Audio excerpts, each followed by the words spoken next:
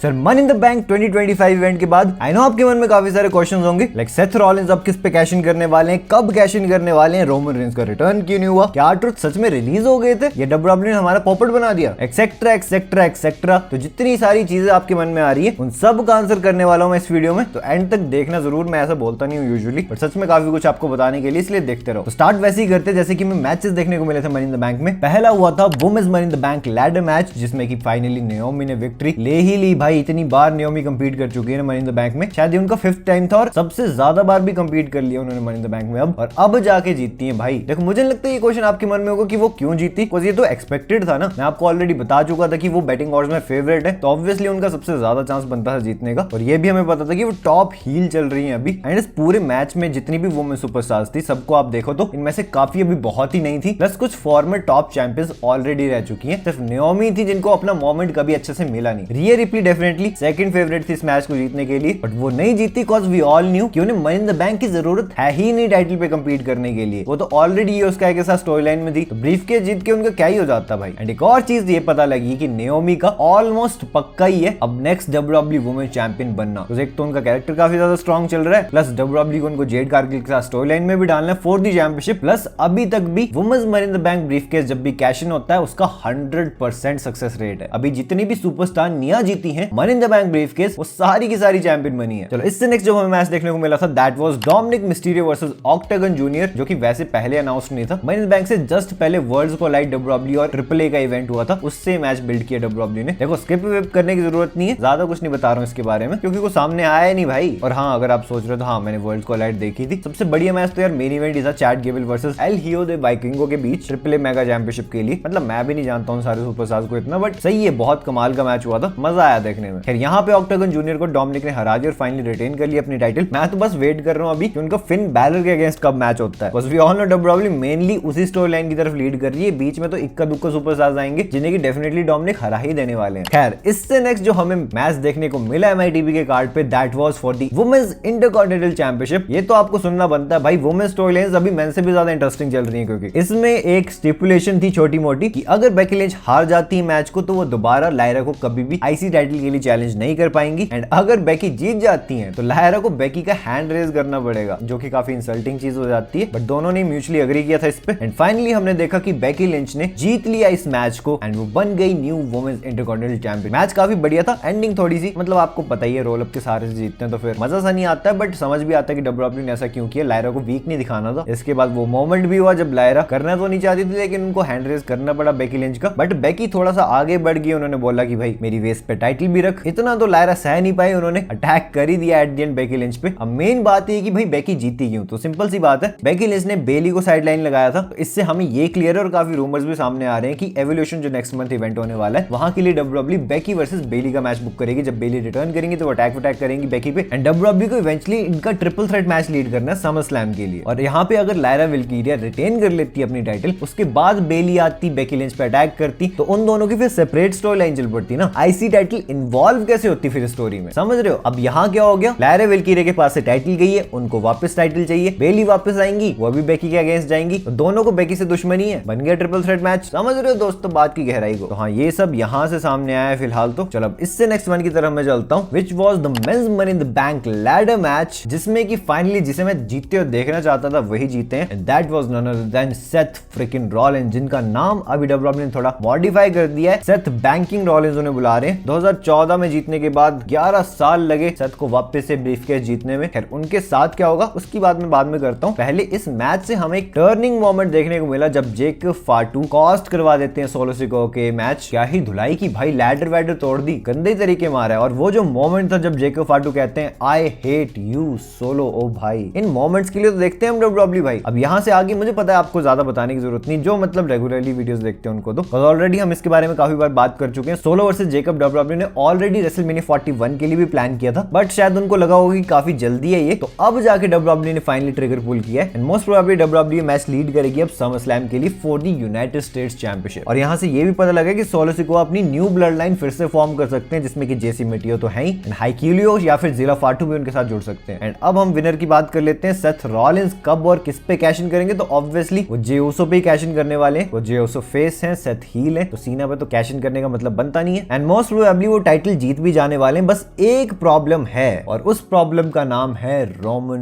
Reigns. Obviously money in the bank में नहीं आए, वो इसलिए नहीं आए क्योंकि ऑलरेडी डब्ल्यूडब्ल्यूई के पास काफी सारे मोमेंट्स थे इस मैच में डिलीवर करने के लिए। ब्लड लाइन वाला पूरा एंगल देखा हमने तो उनकी जरूरत ही नहीं पड़ी। एक चीज बस बताई जा रही कि रोमन रेंस जब भी वापस आएंगे तो शायद वो उस मोमेंट पे आ सकते हैं जब वो सेथ रॉलिंस को उनका money in the bank briefcase match he cost करवा दें। मैं पर्सनली कैश इन फेल होते हुए तो नहीं देखना चाहूंगा, बट मैं चाहता हूँ रोमन जब भी वापस आए वो सेथ के पीछे ही जाए, तो उन्हीं की वजह से वो साइड लाइन हुए ना। आप समझ ही रही होगी बात की गहराई को। फाइनली इसके बाद जो हमें नेक्स्ट मैच देखने को मिला मनी इन द बैंक से, the main event John Cena and Logan Paul versus Cody Rhodes and Jey Uso. दोनों टॉप चैंपियंस एक ही मैच में थे, दोनों की टाइटल्स डिफेंड नहीं हो रही थी। लग रहा था क्या रद्दी मैच जाएगा, मेन इवेंट में क्यों डाला है। लेकिन मुझे तो पर्सनली मैच काफी पसंद आया। ऐसा नहीं बोलूंगा कि भाई टॉप नॉच था, शो स्टीलर था या इसको तो 5 स्टार्स दे देना चाहिए, नहीं, बट जितनी मैंने एक्सपेक्टेशन इस मैच से रखी थी उससे तो काफी बढ़िया डिलीवर करके दिया इन्होंने। मेन हाईलाइट दो चीजें थी इसमें। एक तो जब जॉन सीना और लोगन पॉल के बीच धक्का मुक्की हो जाती थोड़ी बहुत, मैंने आपको ऑलरेडी बताया भी था कि भाई सीना और लोगन के बीच प्रॉब्लम्स क्रिएट हो सकती है मैच के बीच, जो कि हुई भी। ये भी बोला था लोगन गलती से अटैक कर सकते हैं सीना पे, जो कि उन्होंने किया भी। तो मतलब डब्ल्यूडब्ल्यूई के बारे में जो ज्ञान है उसकी बातें काम तो आ रही है एटलीस्ट। बट इस मैच के एंडिंग मोमेंट्स में हमें देखने को मिलता है जब ऑलमोस्ट लग रहा होता है कि सीना की टीम जीत जाएगी, एक अननोन गाय आता है कोई और वो सीना पर अटैक करना शुरू कर देता है। एक टाइम के लिए मुझे लगा ये कौन है भाई जो कि हील पे अटैक कर रहा है। देन इट टर्न्ड आउट कि भाई R-Truth इज